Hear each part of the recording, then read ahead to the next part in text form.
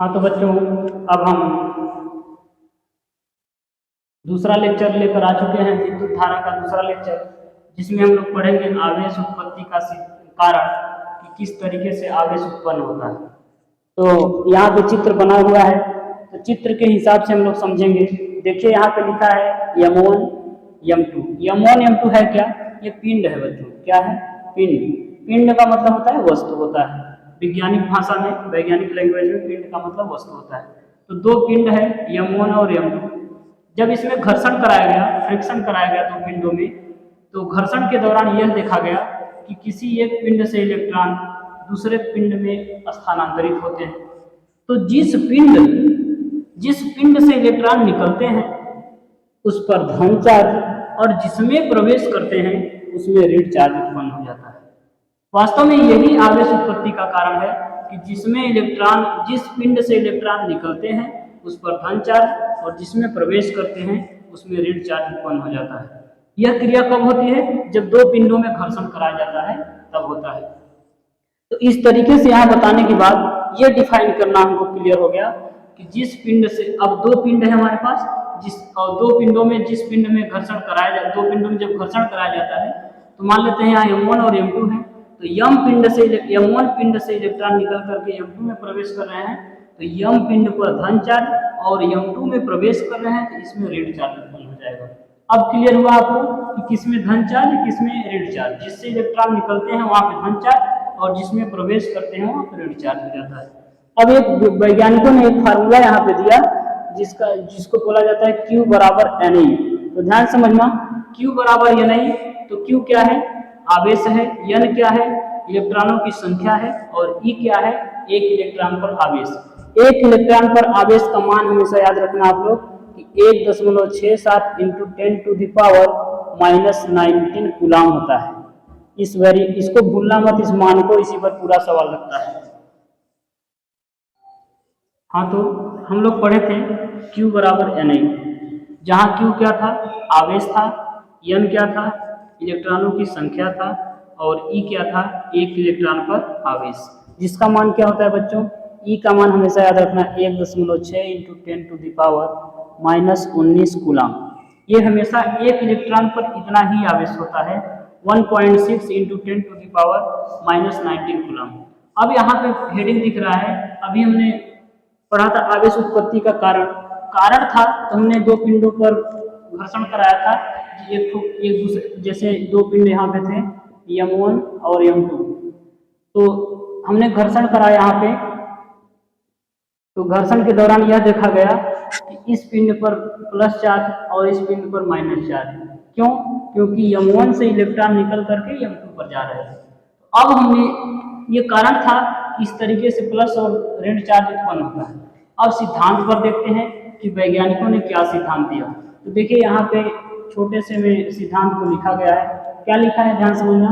किसी पदार्थ में उपस्थित, कोई भी पदार्थ है, उस पदार्थ में उपस्थित आवेश की मात्रा, किसी पदार्थ में कितना आवेश उत्पन्न है, उस आवेश की मात्रा उस पदार्थ में मुक्त इलेक्ट्रॉनों की संख्या तथा एक इलेक्ट्रॉन पर उपस्थित आवेश के गुणनफल के बराबर होता है। ध्यान समझना, किसी पदार्थ में उपस्थित आवेश की मात्रा उस पदार्थ में मुक्त इलेक्ट्रॉनों की संख्या तथा एक इलेक्ट्रॉन पर उपस्थित आवेश के गुणनफल के बराबर होता है।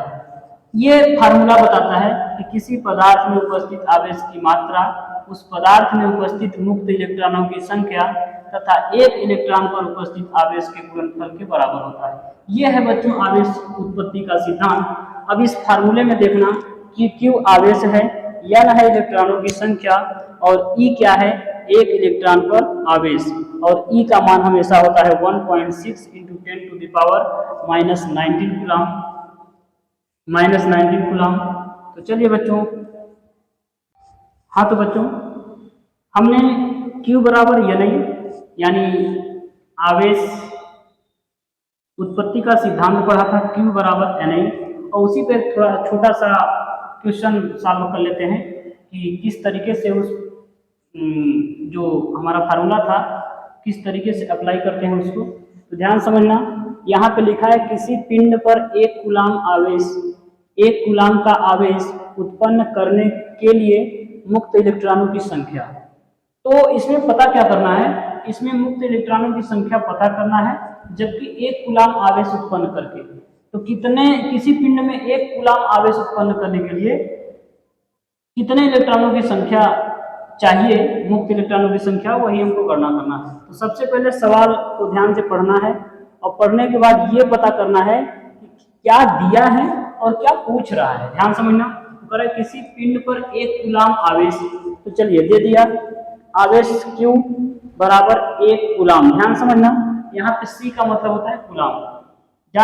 समझ लो कि कूलाम को C से प्रदर्शित करते हैं, ठीक है।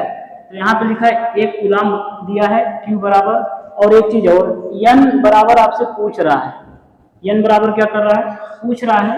और E बराबर आपको पता होता है, क्या होता है, 1.6 इंटू 10⁻⁻19 कूलाम, ये आपको पता है। आपसे N पूछ रहा है, क्योंकि हम लोग जानते हैं आवेश उत्पत्ति के सिद्धांत से, क्या जानते हैं, Q बराबर N इंटू E, ये चीज आपको पता है। हमको मान किसका निकालना है, N का मान निकालना है। तो Q को नीचे करेंगे, गुणा में तो भाग में हो जाएगा, तो N बराबर यहाँ से निकल जाएगा Q अपान E।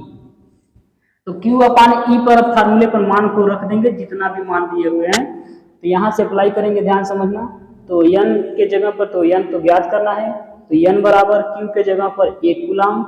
ध्यान समझना, और यहाँ पे लिखा है E, तो E का मान 1.6 इंटू 10⁻⁻19 कूलाम, तो 1.6 इंटू 10⁻⁻19 कूलाम। यहाँ भी कूलाम है, यहाँ भी कूलाम है, कूलाम से कूलाम कट जाएगा बच्चों। आगे देखिए, N बराबर 1, तो चलिए N बराबर यहाँ पे कट चुका है Q से Q, तो N बराबर हो जाएगा 1/1.6 इंटू 10⁻⁻19। अब ध्यान समझना, यहाँ पे सबसे बड़ी समझने वाली बात यह है, यहाँ पे लिखा है -10⁻⁻19, तो ये जब ऊपर जाएगा तो हो जाएगा N बराबर, ये जब माइनस में है ऊपर जाएगा तो प्लस में हो जाएगा, तो 1 इंटू 10⁻19, माइनस में है ऊपर जाएगा तो प्लस में हो जाएगा। ध्यान देना, इस चीज को मैं बात कर रहा हूँ यहाँ पे कि माइनस में है उस तरफ जाएगा, ऊपर जाएगा तो प्लस में, और बटे क्या हो जाएगा 1.6। अब 1.6 को हमको 16 बनाने के लिए तो यहाँ पे 10 से गुणा करना पड़ेगा ऊपर नीचे, तो 10 से जब गुणा करेंगे तो ये 1 है तो 10 हो जाएगा। कितना हो जाएगा, 10 इंटू 10⁻90, हाँ 19 हो जाएगा, और यहाँ पे हो जाएगा 6। अब ध्यान समझना, 10 छोटा है 16 से, तो इसमें से 1 को 10 निकाल लेंगे। ध्यान समझना, तो यहाँ पे जब 1 को 10 निकालेंगे तो 10 गुणे 10 यानी 100। अब इसमें से 1 को निकाल लिए हैं तो कम हो गया, तो 10 की घाते 18 हो गया।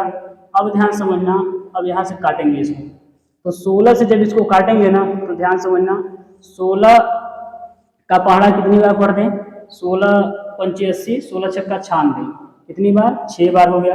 अब बचा कितना, 4, तो 4 बचा तो 6, 4 बचा यानी 4 का मतलब 40 हो गया दशमलव लगाने के बाद।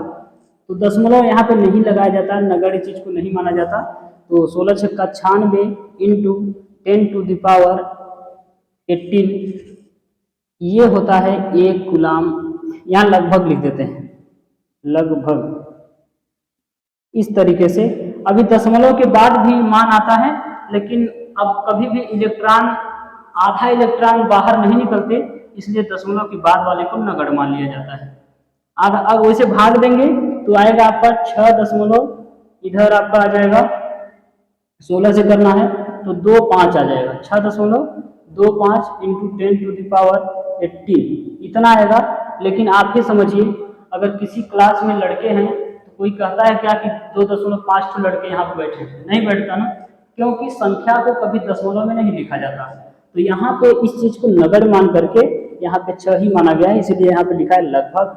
तो आशा करते हैं आपको ये चीज समझ में आ चुका होगा। तो धन्यवाद बच्चों, अब हम मिलते हैं अगले लेक्चर में।